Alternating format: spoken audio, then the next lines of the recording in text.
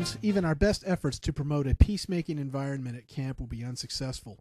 Our campers come from a wide range of backgrounds, and their own behavior patterns and expectations may not only clash with their counselors' expectations, but also with other campers.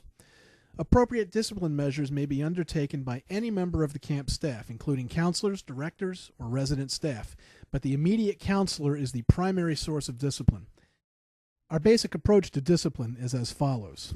At no time shall a camper be subjected to verbal abuse, including shaming, ridicule, or sarcasm. Doing so may only set a negative example for campers to use towards others. If you must raise your voice at some time for whatever reason, do so no longer than is necessary to regain control of a situation. At no time should a camper be subject to corporal punishment such as push-ups, sit-ups, running laps, or missing a meal. The camper should only perform physical work when his or her action would be directly related to the issue. An example would be if a camper intentionally has spilled food on the floor, he or she should be responsible for cleaning up the mess. Physical restraint shall only be used when absolutely necessary to prevent a camper from injuring themselves or someone else.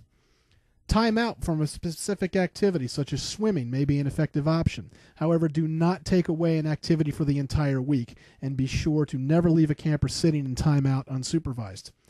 Consult the camp manager if a camper's behavior disrupts the program or does not improve. The decision to send a camper home is made only by the camp manager and in close consultation with all volunteer staff who is directly involved. And last but not least, use positive affirmation whenever possible in an attempt to prevent behavior issues from reaching the level of disciplinary action. In all cases of disciplinary action, communication with other staff and the site director is key to effectively solving the issue at hand. We ask that you refer to the following policy when disciplining campers. First, as the old saying goes, an ounce of prevention is worth a pound of cure. You can do this by setting clear boundaries early. It's much easier to give campers greater flexibility later in the week once you have established clear and solid boundaries and behavior expectations. It is very difficult to give little guidance at first and then try to become more strict later. Your group's conduct covenant should be developed Sunday evening and will provide an opportunity to outline expectations and consequences. Second, communication is key. Don't forget that everyone on the camp staff needs to work as a team. When a discipline issue comes up, make sure you are never the last to know. That is to say, always share information with your fellow counselors and the site director. If everyone on the staff is consistent in their dealings with a particular issue, there is a far better chance that the issue will be resolved rather than occur again before the week is finished.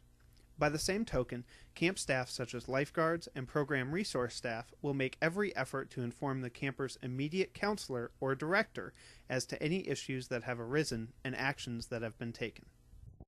When you need to discipline a camper, give a verbal warning as a first step. If possible, do so without other campers present. And again, be sure to let other staff members know when you have issued a warning. This prevents a camper from getting several first warnings and no consequences.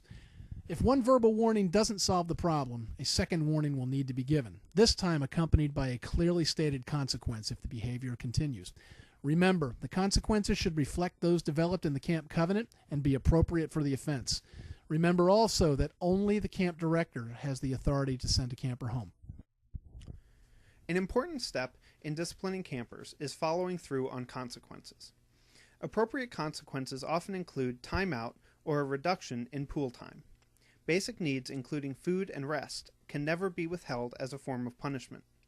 In addition, as mentioned before, physical exercise is not an appropriate punishment. Throughout each step of this process, you should have been communicating with the site director concerning the issue and the steps you've taken to solve it. If your approaches to this point have had no effect on the camper's behavior, you can discuss further options with your site director, including continued or increased restrictions, and if necessary, dismissal of the camper from camp. Finally, in extreme cases such as those involving fighting, threatened or perceived violence, or illegal activity, campers should be brought to the camp director immediately. These types of incidents are taken very seriously and are, in some cases, grounds for immediate dismissal from camp. Always remember, our most important responsibility is to ensure the safety of our campers. These policies have been developed for this purpose, as our campers cannot grow spiritually, experience new things, or form meaningful relationships when their basic needs for safety and care have been neglected. Disciplining campers is never fun, but it is necessary from time to time. Therefore, disciplinary issues must be handled with the utmost care and professionalism.